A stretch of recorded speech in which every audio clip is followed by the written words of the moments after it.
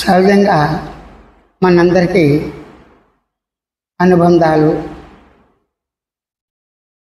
మమత, రాగద్వేషాదులు, అనుబంధాలు, మమత, ప్రేమ, రాగద్వేషాదులు, ఇక అనేక రకాల గుణాలు అన్నీ ఉంటాయి. అయితే తను తాను పరిచయం చేసుకోవటం ఎలాగా? తాను పరిచయాలు దేంతో చేసుకుంటున్నాడు?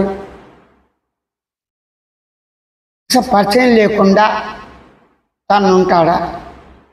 పరిచయం ఎప్పుడు, ఏ సందర్భంలో, ఏ కాలంలో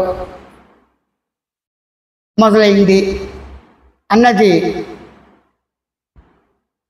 తనకి అవగాహన ఎంతవరకు ఉంటుంది? ఈ కళ్ళతో నువ్వు పరిచయం ఎప్పుడు ఏర్పడింది? శిరస్సుతో పరిచయం ఎప్పుడు ఏర్పడింది? ఈ దేహంతో పరిచయం ఎలా ఏర్పడింది? ఇక్కడ దేహం అన్నప్పటికీ తల, మొండెం, కాలు, చేతులు అన్నీ వస్తాయి. మామూలుగా అయితే కాలు చేతులతో పరిచయం ఎప్పుడు ఏర్పడింది? ఆ పరిచయం కాలు చేతులతో ఈ పనులు చేసుకోవటం ఎప్పుడు ఏర్పడింది? దీనికి ఎవరు ట్రైనింగ్ ఇచ్చారు? శిరస్సు ఊపటం, మాట్లాడటం, నాలుకతో, చెవితో వినటం, అలాగే ఈ కర్మేంద్రియాలతో వాటి పనులు అవి చేయటం, జ్ఞానేంద్రియాలతో గ్రహించడం ఎవరు పరిచయం చేశారు? నువ్వు పరిచయం చేశావా? ఎప్పుడు? ఇది వారి నక్షత్రాలు ఉన్నాయా? దానికి అసలు పరిచయం సహజంగా ఉందా?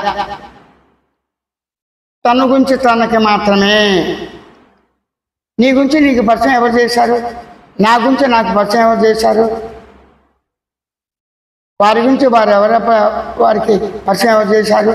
అంటే నేను, మీరు, వారు, వీరు, మనందరికీ, ఆమె, అతనికి, అందరికీ ఎవరికి వారే స్వయంగా ఉన్నారని, స్వయంగా గమనిస్తున్నారని, స్వయంగా గుర్తిస్తున్నారని, స్వయంగా తెలుసుకుంటున్నారని, స్వయంగా జ్ఞాపక లక్షణంతో స్మృతిగా ఉన్నారని, స్వయంగా సద్లక్షణంతో భావలక్షణంతో ఉన్నారని ఎవరు తనకి పరిచయం చేశారు? నిద్ర పరిచయం నీకు ఎలా అయింది? ఏ సందర్భంలో అయింది? ఆ విధంగానే కళలు నీకు పరిచయం ఎవరు చేశారు? మెలకు నీ పరిచయం ఎవరు చేశారు? జాగ్రత్త అవస్థ, వర్తమాన కాలం, భూతకాలం, భవిష్యత్తు కాలాలు. అంటే వర్తమాన కాలంలో నేను మాట్లాడుతున్నా, పరిచయం ఎవరు చేశారు? కాల పరిచయం. మాట్లాడుతూ భూతకాలం కూడా గుర్తించి గమనిస్తున్నాను, భవిష్యత్తు ఊహిస్తున్నాను. ఆ ఊహ కూడా ఈ ఆలోచన గుర్తించి గమనించి తెలుసుకుంటున్నావు. ఎవరు పరిచయం చేశారు? అసలు పరిచయం అంటే అనుబంధాలైనా ఇంకేమైనా ఉందా? దానికి ఒక ట్రైనింగ్ సెంటర్ ఉందా? స్కూల్స్ ఉన్నాయా? కాలేజెస్ ఉన్నాయా? ఎందుకు చెప్తున్నా అంటే ఆకలి వేసింది, ఆకలి మందకిచ్చింది. ఆకలి ఎందుకు మందకిచ్చిందో తెలియదు, ఆకలి వేసింది ఎంతో తెలియదు.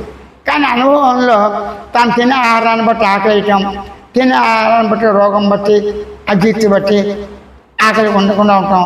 ఎక్కువగా రాత్రి తినేస్తే మొన్నటి పుట్టిన బద్ధకంగా ఉంటాం, తినబుద్ధి కాకపోవటం, ఇవన్నీ నీకు న్యాచురల్గానే ఉన్నాయి కదా. వీటిని పరిచయం చేస్తారు. పరిచయం చేయాలంటే ప్రయత్నం చేయాలి కదా. నీకు వేరుగా ఏదైనా ఉంటే పరిచయం చేసింది ఎవరు? దాని స్వరూప స్వభావాలు ఏమిటి? దాని గుణాలు ఏంటి? లక్షణాలు ఏంటి? అది ఎక్కడుంది? ఏ స్థానంలో ఉంది? ఏ స్థానంలో లేదు? ఇక మొత్తం కూడా వచ్చేస్తాయి కదా. అంటే దేశం, కాలం, వస్తువులు ఉన్నను లేకపోయినప్పటికీ నువ్వు పొందిన అనుభూతులన్నీ సహజంగా, అనుభవాలన్నీ సహజంగా ఉన్నాయి. అంటే అనుభూతులు సహజంగా ఉన్నట్ల చేతనే, సహజంగా అనుభవాలు ఉండు చేతనే, సహజంగా నీ అస్తిత్వం సహజంగా ఉండు చేతనే, నీ తెలివి, నీకు ఎరువు ఒక్క లక్షణం సహజంగా స్వయం ఉండు చేతనే నీవు నేనున్నానంటున్నావు. అంటే నీ లక్షణాలు అనుభవంలో ఉన్నవి, అనుభవంలో ఉన్నవి నీ లక్షణాలు. ఆ లక్షణాలు అనొచ్చు, ధర్మాలు అనొచ్చు, గుణాలు అనొచ్చు, ఏదైనా అనొచ్చు, జ్ఞానం అనొచ్చు. జ్ఞానాన్ని నీకు ఎవరు పరిచయం చేశారు? అజ్ఞానాన్ని ఎవరు పరిచయం చేశారు?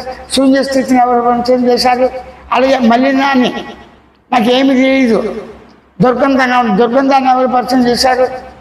సుగంధాన్ని ఎవరు పరిచయం చేస్తారు? ఇవన్నీ న్యాచురల్గా ఉన్నాయా? పురుష ప్రయత్నంతో పరిచయం చేశారా? ఇవన్నీ వచ్చినప్పుడు వీటి గురించి నువ్వు సహజంగా ఆలోచనలు, సంఘటనలు జరగడం, అనుభూతులు నువ్వు గమనించి గుర్తించడం సహజమే. నన్ను మాత్రమే నీకున్న చైతన్య స్వయం ప్రబోధ, స్వయం సూచనతో సరళంగా, సుఖంగా, స్పష్టంగా, తిన్నగా, ఉన్నది ఉన్నట్టుగా ఉన్నదాన్ని, లేనిది లేనిట్టుగా లేని దాన్ని, ఉండి లేకుండా దాన్ని ఉండి లేకుండానే, స్థిరంగా ఉన్నదాన్ని స్థిరంగానే సూచించాలి.